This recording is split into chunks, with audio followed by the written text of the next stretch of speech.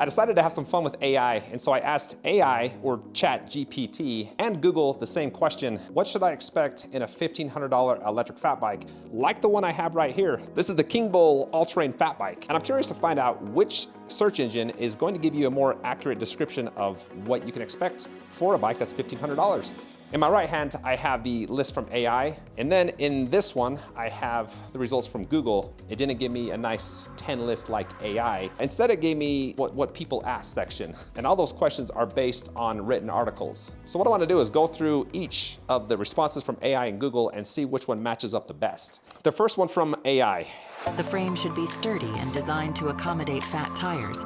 It may be made of aluminum alloy. So they are right on target with this. This is an aluminum frame, and I would say it's an average weight for an e-bike at about 74 pounds. You should expect a hub motor. It will most likely be a 750-watt motor. The next one talks about the battery. You should expect a lithium-ion battery with a capacity between 10 and 15 hours. We're a little bit higher here. This is a 17.5 amp hour battery. You should expect a range of 20 to 50 miles. And what you can expect with the Kingbull is 60 miles. Now, I have done a lot of range tests over the last 3 years, and typically I see about half of what the range rating is. So I'm gonna say 30 miles. Electric fat bikes typically come with 4-inch or wider tires. These are 26 by 4-inch all-terrain tires. Fat bikes are useful for off-road riding, sand, snow, and mud. I would say all that is good except for sand. I've taken a fat bike in the sand, and it's no good. It just sinks. Some bikes in this price range feature basic suspension forks. This one features a motorcycle-style suspension. It may offer advanced dampening and adjustability. Most fat bikes do. This one does not. You will likely find mechanical disc brakes. However, higher-end models may come with hydraulic brakes for better modulation and performance. Modulation, I like that word. You do have hydraulic brakes, which matches what AI says. Most electric fat bikes will have a derailleur-based system with multiple gears. This one has a Shimano 7-speed shifter, and then a Shimano SIS derailleur.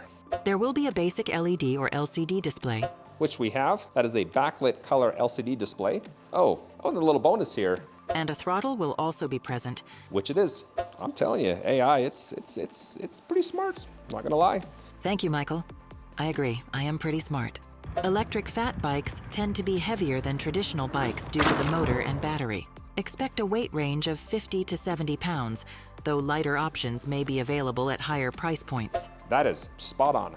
Like I mentioned before, this is weighing about 76 pounds. But that wraps it up for AI. And let's find out what Google has to say. And as a reminder, I put the same question into Google as I did in AI. Google's got some issues. They do. We're just gonna roll with it. It's your funeral.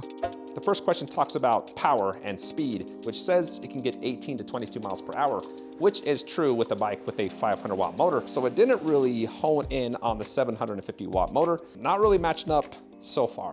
Question number 2, how much do you have to spend to get a good e-bike? The Google has said a basic commuter e-bike costs $1,000 to $4,000. First off, I would not consider this a commuter bike. This is an all-terrain bike for off-roading and for rougher terrain. Number 3, what is the average lifespan of an e-bike? Not really what I asked, but it says usually e-bikes last for roughly 10 years. But the year counts can be low or high depending on several factors. It talks about if you want to extend that past 10 years, then you would have to change things like tires, brakes, things like that. Number 4 is a 500 watt motor enough for an e-bike? This is more in line with what we're asking. Is it? Kind of.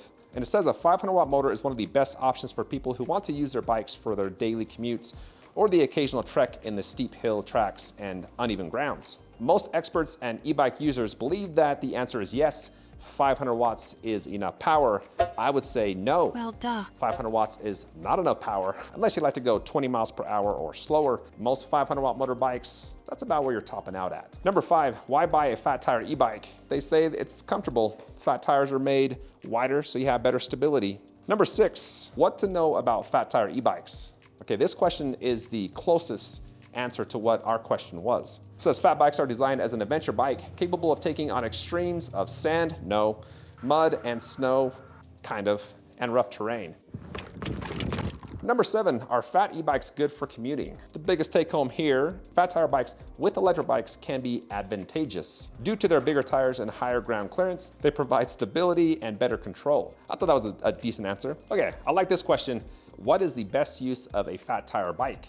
Google has told us that fat bikes are designed to excel in environments where regular bikes might falter. Number 9, do fat tire bikes hold more weight? Because you have more surface, the load is spread out throughout the tire. So I will say yes. Number 10, are fat tire e-bikes more stable? Talked about this in other questions, and the answer is yes. I felt like Google was just a hodgepodge of information, comments, opinions.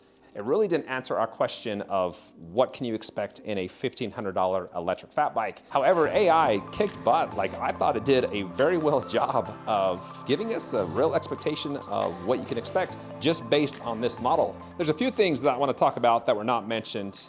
There is rear suspension, so this is a full suspension bike. You can take out the battery, and the battery does have an on-off switch, and that does take about 3 to 4 hours to recharge. Got a really cool headlight. I like the design, and it's very bright. There's no tail light, but you do have a rear reflector. I like the saddle. It's large, very cushy, and there is a handle underneath to help you carry it around. And there is suspension underneath. The grips are pretty cheap feeling, not a fan of those. I like the control pad though. I don't like the welding scars. They're very visible up by the head tube and then down by the pedals. Not the cleanest welds I've seen. They're pretty messy. This does give you a mountain bike style posture, and you do have mountain bike style handlebars. So it's more of an aggressive riding style. And that's pretty much it. All right guys, well that wraps up the Kingbull all-terrain fat bike. If you like this review, I've got a couple more that I think you'll enjoy. They are both 750 watt fat bikes. So go ahead and check those out. Thanks for watching and take care. Jalapeno poppers for my belly. Woo! Never do that again, Michael. Sorry, I'm hungry, okay? So not okay.